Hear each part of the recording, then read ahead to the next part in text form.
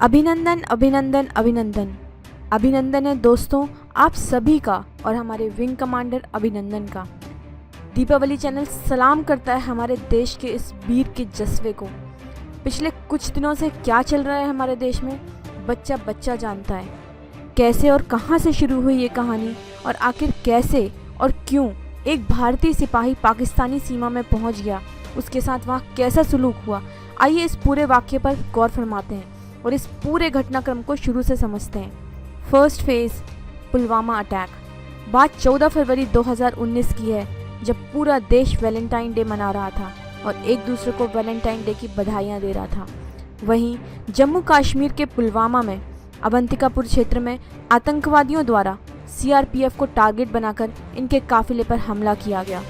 आतंकवादियों के इस कायराना हमले में 44 जवान बिना लड़े ही शहीद हो गए। प्राप्त खबरों के अनुसार इस मामले में आत्मघाती हमलावरों ने एक महिंद्रा स्कॉर्पियो में लगभग 200 किलो बारूद भरकर जवानों के काफिले पर हमला किया। इस कायराना हमले और 40 जवानों की शहादत ने पूरे हिंदुस्तान को आक्रोश में भर दिया। हर कोई भारतवासी अपने जवानों की जान का बदला लेना चाहता था। इसी बीच इस हमले की जिम्मेदारी पाकिस्तान में मौजूद आतंकवादी संगठन जैश ए मोहम्मद ने ले ली। Second phase, air strike. जब पाकिस्तान ने अपने वतन में मौजूद आतंकवादियों पर कोई कार्यवाही नहीं की तो अपनी आगामी सुरक्षा को ध्यान में रखते हुए भारत ने स्वयं पाकिस्तान में मौजूद आतंकवादियों पर कार्रवाई की और अपने जवानों की शहादत के मात्र 12 दिन बाद ही भारत ने पाकिस्तान बॉर्डर में प्रवेश करके एयर स्ट्राइक की। यह स्ट्राइक पुलवामा अटैक के बाद एकदम से प्लान की गई स्ट्राइक थी। इस स्ट्राइक के लिए करीब 2 हफ्तों तक तैयारी की गई। आतंकवादी शिविरों की पहचान की गई, उनके कैंपों की पहचान की गई और इस तैयारी से भारतीय सेना का उद्देश्य एकदम साफ था। वे ना तो पाकिस्तानी सेना को नुकसान पहुंचाना चाहते थे और ना ही वहां की जनता को। उनका टारगेट केवल और केवल आतंकवादी थे। भारतीय वायुसेना अपने उद्देश्य में कामयाब रही। इस हमले में आतंकवादियों के 3 प्रमुख सेंटर और करीब 300 आतंकवादियों का खात्मा हुआ। थर्ड फेज, कैसी थी हमले की तैयारी। इस हमले में 12 मिराज 2000 का उपयोग किया गया। ये जानकारी तो हम जानते ही हैं। इसके साथ इसमें सुकोई 30 विमान, हवा में उड़ते वक्त ईंधन की पूर्ति करने वाले विमान और 2 airborne warning and control system का भी स्ट्राइक में उपयोग किया गया। यह कार्यवाही 26 फरवरी को सुबह 3:45 बजे हुई और 4:05 में ख़त्म हो गई। इस 20 मिनट की कार्यवाही में भारतीय सेना ने आतंकवादियों के ठिकाने पर 6 बम गिराए और 300 आतंकवादी और उनके कंट्रोल सेंटर का सफाया किया। इस स्ट्राइक को खुफिया तौर पर अंजाम देने के उद्देश्य से इस स्ट्राइक के लिए 4 सुखोई 30 विमानों ने बरेली से और हलवारा एयरवेज से उड़ान भरी।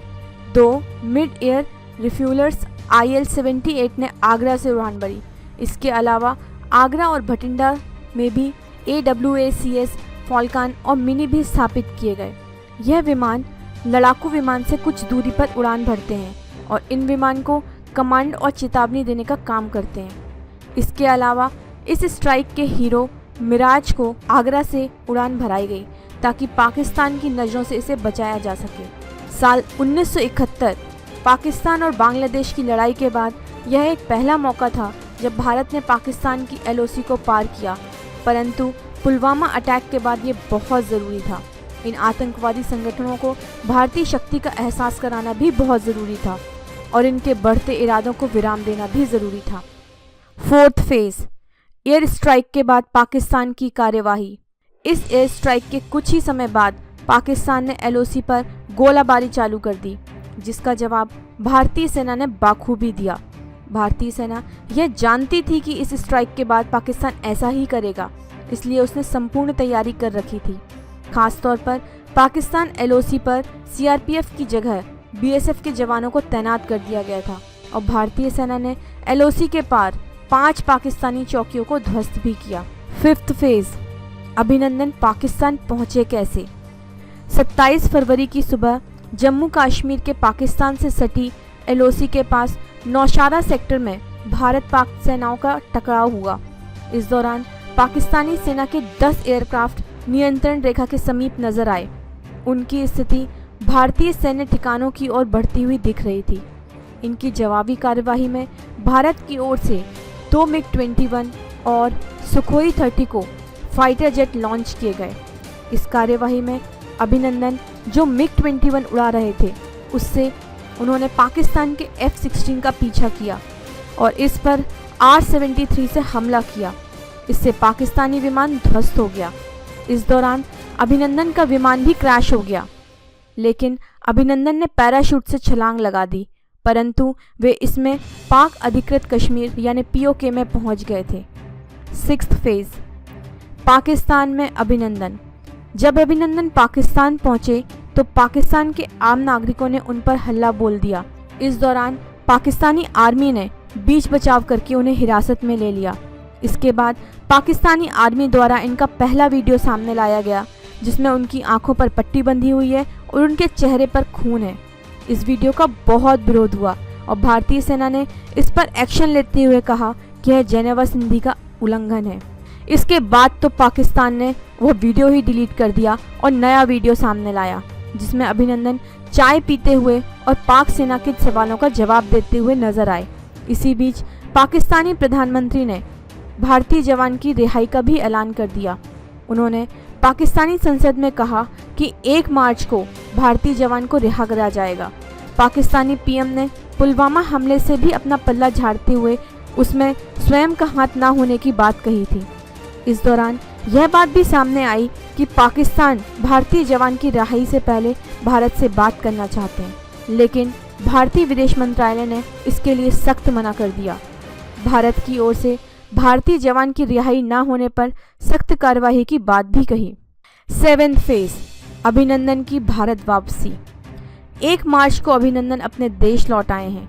उनका इंतजार पूरा देश कर रहा था।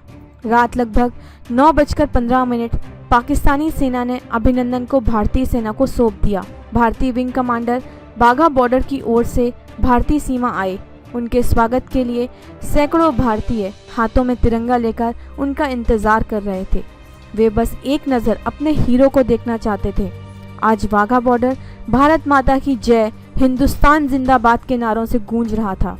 बीती रात अभिनंदन की पत्नी, पिता और मां ने कैसे गुजारी होगी यह सोचना भी नामुमकिन है। कैसे उनका बेटा रात में सोया होगा, कैसे उन्होंने यह रात विदेशी दुश्मन के साथ गुजारी होगी, उनके साथ वहाँ क्या हुआ होगा, इसका पता तो अभिनंदन के लौटने पर ही पड़ेगा। अंतिम फेज, अभिनंदन का भारतीय सीमा में वापसी का कदम।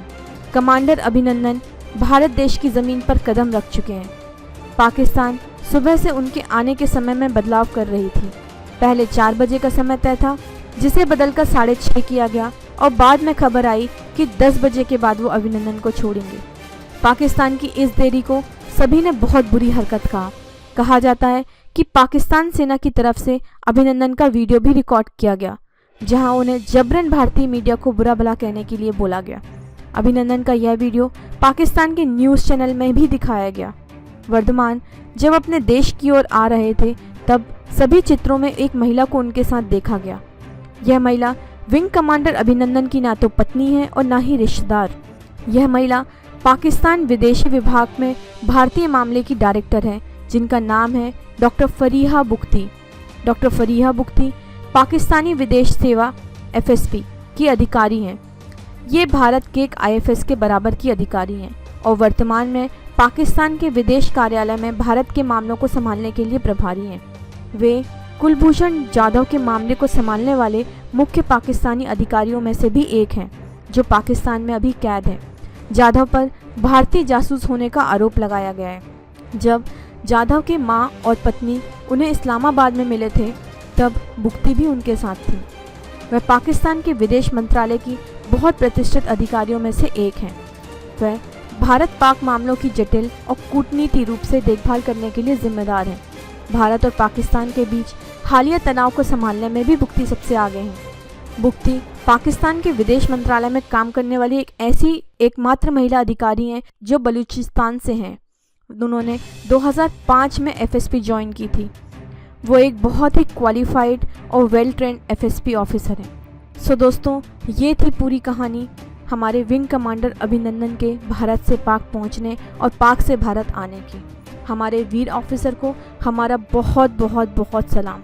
जय हिंद, जय भारत।